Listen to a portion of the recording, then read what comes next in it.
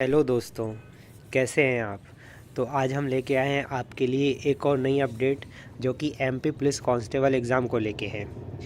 क्योंकि ये एग्ज़ाम जब से संपन्न हुआ है, मतलब पिछले साल इसके रिटर्न एग्ज़ाम हो गए थे और इस साल 21 नवंबर को इसके फ़िज़िकल ख़त्म हो गए हैं। उसके बाद बच्चों के अंदर काफ़ी सवाल आ रहे हैं कि कब तक रिज़ल्ट आएगा, क्या रहेगा कट ऑफ, नॉर्मलाइजेशन का किस पे क्या असर पड़ेगा, किसके कितने मार्क्स बढ़ेंगे, किसके कितने मार्क्स कम होंगे, कौन सी शिफ्ट टफ थी, कौन सी आसान थी, कितने बच्चों के फ़िज़िकल में कितना स्कोर हुआ है। तो इन्हीं सब सवालों को लेके आज हम बात करेंगे कि नॉर्मलाइजेशन में किसका क्या होगा, किसके कितने मार्क्स आएंगे, किसके कितने मार्क्स बढ़ेंगे, किसके कितने मार्क्स कम होंगे। ठीक है, तो इन्हीं सब टॉपिक को लेके आज हम बात करेंगे। तो सबसे बड़ा सवाल जो बच्चों के मन में आ रहा है कि रिज़ल्ट कब तक आ सकता है। दोस्तों, जैसा कि आप सभी को पता है, एमपी में जो एग्ज़ाम होते हैं उनके रिज़ल्ट का हाल तो आपको पता ही है। जैसा कि आपको पता है कि एमपी पुलिस कांस्टेबल के जो रिटन एग्ज़ाम थे वो लास्ट ईयर सितंबर में ख़त्म हुए थे और इसका फ़िज़िकल इस साल नवंबर में जाके ख़त्म हुआ है। तो आपको पता ही है कि रिज़ल्ट का हाल क्या होता है और इनकी प्रक्रिया कितनी स्लो चलती है। लेकिन मैं आपको बता दूं कि हाल ही में जो हमारी एमपी गवर्नमेंट है वो एक्शन मोड में काम कर रही है। एक्शन मोड में काम क्यों कर रही है? वो आप लोगों के भला नहीं चाहती है। जो हमारी सरकार है वो मजबूरी बस एक्शन मोड में काम कर रही है और जल्दी जल्दी रिज़ल्ट और नई भर्तियां निकालने की कोशिश कर रही हैं।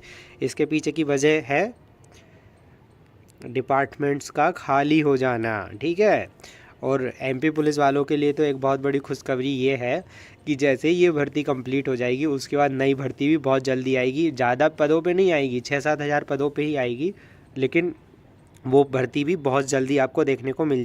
नई भर्ती आपको जल्दी देखने को क्यों मिलेगी?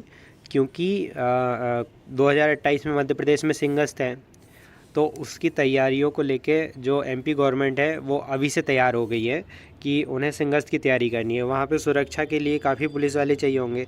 अभी मैं आपको एक चीज़ बता दूं कि भोपाल में इज्तिमा लगा हुआ था, उसमें अदर ज़िलों से काफ़ी फोर्स बुलाई गई थी। बुलाई जाती है, लेकिन हुआ क्या है कि हर थाने में, हर चौकी में, हर डिस्ट्रिक्ट में इतने कम कांस्टेबल और पुलिस वाले बच गए हैं कि इधर उधर से कहीं भी कुछ होता है तो इधर उधर ज़िलों से काफ़ी फोर्स बुलाई जाती है। मजबूरी ये है कि इतने पद खाली हो गए हैं तो बुलाना ही पड़ेगा, और क्या करेंगे बताइए। देखिए, और कांस्टेबल आप ना संविदा पे लगा सकते हैं, ना अतिथि पे लगा सकते हैं, नहीं लगा सकते। ठीक है, तो चलिए अब मैं आपका जो कंसर्न है उस पर बात करता हूँ, रिज़ल्ट कब तक आएगा। तो दोस्तों देखिए, मैं हमेशा मेरी हर वीडियो में रिज़ल्ट की बात आखिरी में करता हूँ, लेकिन मैं आपको अभी बता देता हूँ कि रिज़ल्ट कब तक आएगा। तो मध्य प्रदेश सरकार जो है उसका टारगेट ये है कि ये जो कांस्टेबल की भर्ती चल रही है, जो इतनी लंबी खिंच गई है, उसको जल्दी से जल्दी पूरा किया जाए।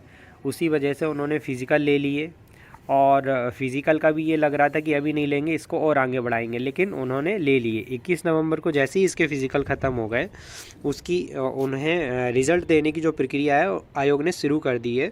क्योंकि रिज़ल्ट जैसे ही आएगा वो अपनी लिस्ट पुलिस डिपार्टमेंट को सौंप देंगे डॉक्यूमेंट वेरिफिकेशन और मेडिकल कराने के लिए। ठीक है, तो मैं आपको बता दूं कि 21 नवंबर को जब इसके फ़िज़िकल एग्ज़ाम ख़त्म हो गए, तो 21 नवंबर से आज हमारी 4 दिसंबर की डेट आ गई है।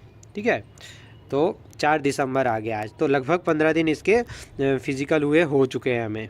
ठीक है, तो मैं आपको बता देता हूँ कि आज जैसे कि 4 दिसंबर है, तो दिसंबर का जो लास्ट वीक है हमारा, लास्ट वीक यानी कि 31 दिसंबर, तो पूरी संभावना जो है, जैसा कि आयोग से बात करके हमारा पता चल रहा है कि इसके रिज़ल्ट कंप्लीशन की प्रक्रिया शुरू हो गई है और जल्दी ही ये कंप्लीट कर ली जाएगी।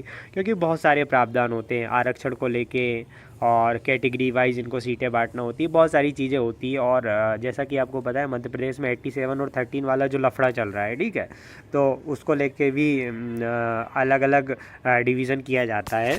तो आपका जो है पूरी पूरी संभावना है। देखिए, मैं संभावनाओं पे बात कर रहा हूँ, मैं ये दावा नहीं कर रहा हूँ कि इस तारीख तक आ ही जाएगा, क्योंकि कल से आप मुझे ही पूछेंगे कि क्या हुआ। तो ईएसबी से बात करके जहाँ तक पता चल रहा है, दिसंबर जो है दिसंबर के लास्ट वीक तक आपके एमपी पुलिस का रिज़ल्ट, फाइनल रिज़ल्ट दे देंगे ये, मतलब आपके मेरिट जारी कर दी जाएगी, क्योंकि मेरिट जारी करना इनकी मजबूरी है।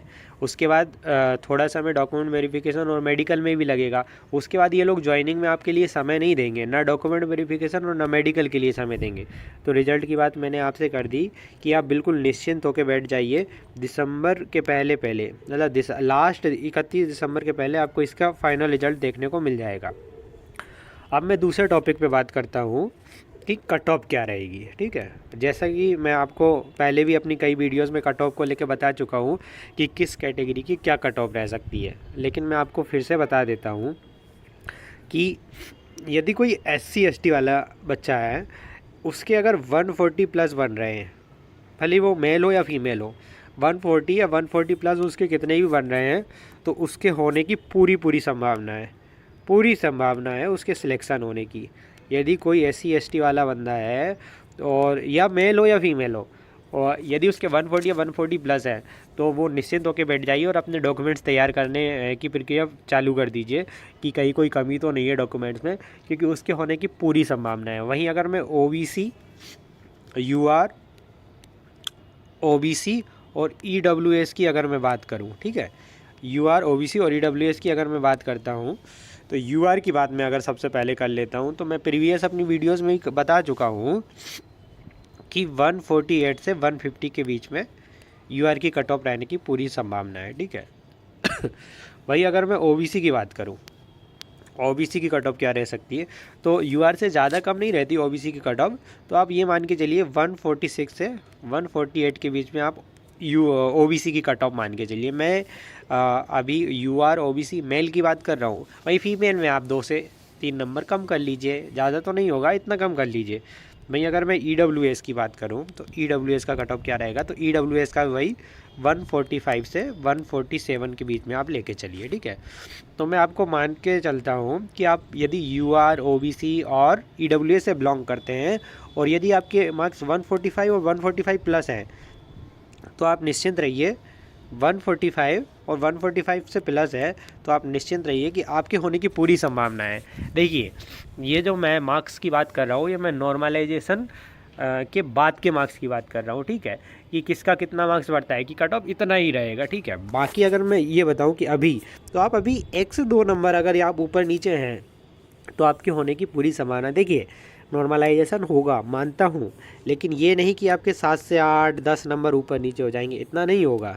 ज़्यादा से ज़्यादा 4-5 भी नहीं होगा, 3 से 4, किसी किसी बच्चे का तो पॉइंट में ही नॉर्मलाइज होगा। तो ठीक है, नॉर्मलाइजेशन का फ़र्क पड़ेगा, लेकिन इतना भी नहीं पड़ेगा, आपके 8-8 10-10 नंबर ऊपर नीचे हो जाएंगे। ठीक है, तो मैंने जो कट ऑफ बताई है उसके 1-2 नंबर यदि आप ऊपर नीचे हैं, ठीक है, तो आप बिल्कुल निश्चिंत होकर अपने आगे की प्रक्रिया प्रारंभ कर दीजिए। डॉक्यूमेंट वेरिफिकेशन या मेडिकल को लेके यदि कोई ऐसी समस्या है जिसको अभी सुधारा जा सकता है, तो आप यदि आप इस कट ऑफ के आसपास अपने मार्क्स हैं आपके, तो मेडिकल और डॉक्यूमेंट्स को लेके जो भी आपके पास समस्या है, उनको जो चीज़ें सुधारी जा सकती है। देखिए दोस्तों, आप बहुत कुछ तो नहीं सुधार सकते क्योंकि बहुत कम समय है। दूसरी चीज़ जो आप सुधार सकते हैं, उनको जो समय बचा हुआ है उसमें सुधारने की पूरी कोशिश करिए।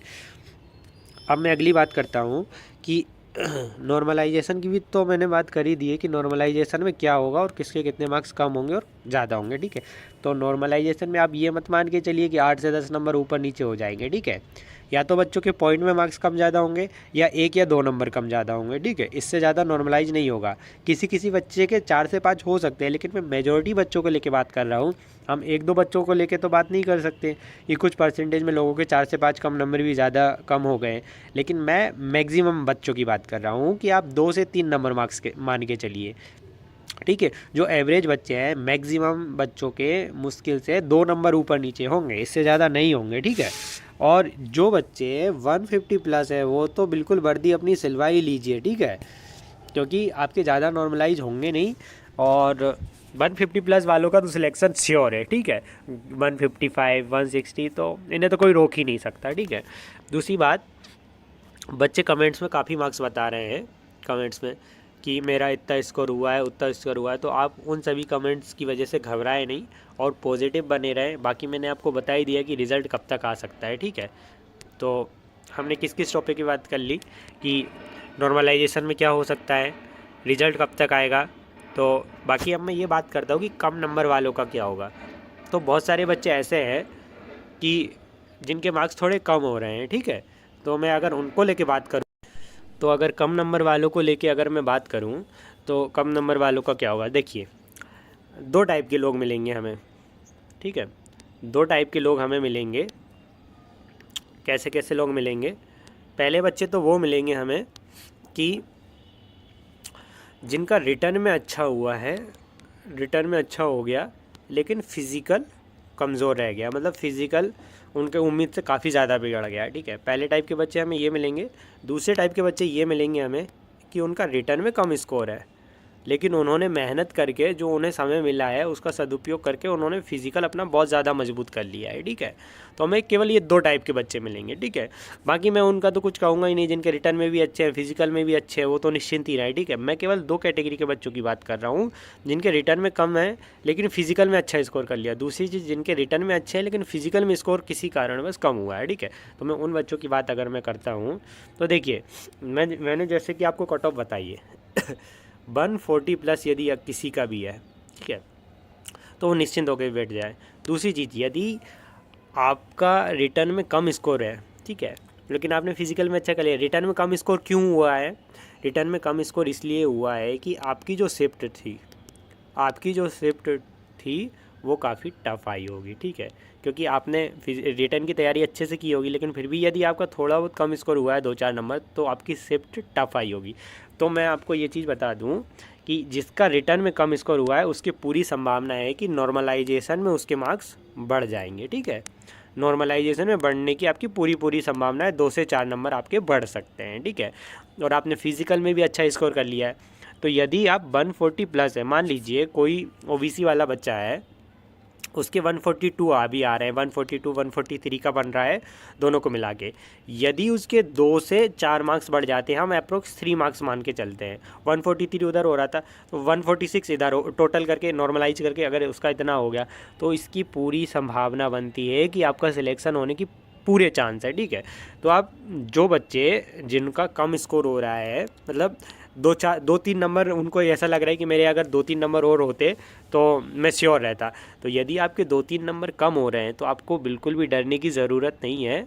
आप बिल्कुल पॉजिटिव रहें, आपके होने की पूरी संभावना है, क्योंकि नॉर्मलाइजेशन में कुछ भी हो सकता है, 2 से 4 नंबर आपके बढ़ सकते हैं।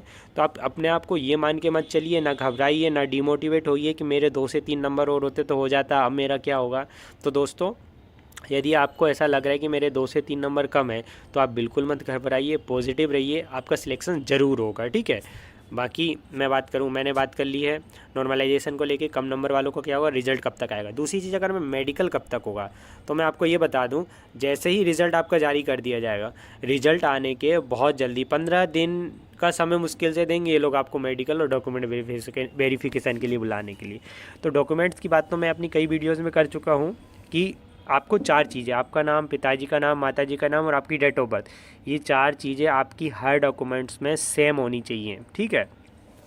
अगर सेम नहीं है तो अभी सुधरवा लीजिए, जो डॉक्यूमेंट सुधर सकता है उसको सुधरवा लीजिए। दूसरी चीज़, मेडिकल में क्या होगा, देखिए मेडिकल में अगर मैं बात करूं तो आपको क्या विज़न में ही दिक्कत हो सकती है, तो विज़न का जो भी कुछ हो सकता है, आप अभी जो समय बचा है उसमें करने की पूरी कोशिश कीजिए, क्योंकि बाकी और कोई तो आप मेडिकल चीज़ में सुधार नहीं सकते, मतलब मेडिकल क्राइटेरिया में और कुछ तो सुधार नहीं सकते, विज़न को लेके ही कुछ कर सकते हैं, तो देख लीजिए।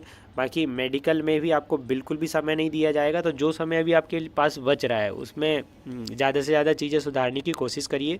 बाकी मैंने आपको सारी चीज़ें बताई दी है, तो दोस्तों घबराइए मत, पॉजिटिव रहिए। आपका जो भी स्कोर हो रहा है, आपने रिटर्न में भी मेहनत की, फिज़िकल में भी मेहनत की, तो आपके सिलेक्शन की पूरी संभावना है, बिल्कुल मत घबराइए। और जल्दी आपको दिसंबर के पहले मतलब लास्ट दिसंबर के पहले आपको रिज़ल्ट देखने को मिल ही जाएगा। तो दोस्तों, जैसे ही आपका रिज़ल्ट आता है तो कमेंट में ज़रूर बताएं जिन जिन का सिलेक्शन होता है। हमें खुशी होगी। बाकी मेरी इस वीडियो को उन दोस्तों के साथ शेयर करें जिन्होंने ये एग्ज़ाम दिया है। बाकी मैं एक चीज़ देख रहा हूँ कि आप लोग वीडियो तो देख रहे हैं लेकिन चैनल को सब्सक्राइब नहीं कर रहे हैं। तो दोस्तों आप चैनल को सब्सक्राइब करें, क्योंकि मैं ऐसी नई नई अपडेट्स लेके आपके लिए आऊँगा कि हर एग्ज़ाम्स को लेके। बाकी एमपी पुलिस को लेके तो मैं लगातार अपडेट आपको दे ही रहा हूँ। तो आपको नई नई अपडेट्स के लिए मेरे चैनल को सब्सक्राइब करें, वीडियो को लाइक करें। धन्यवाद फ्रेंड्स।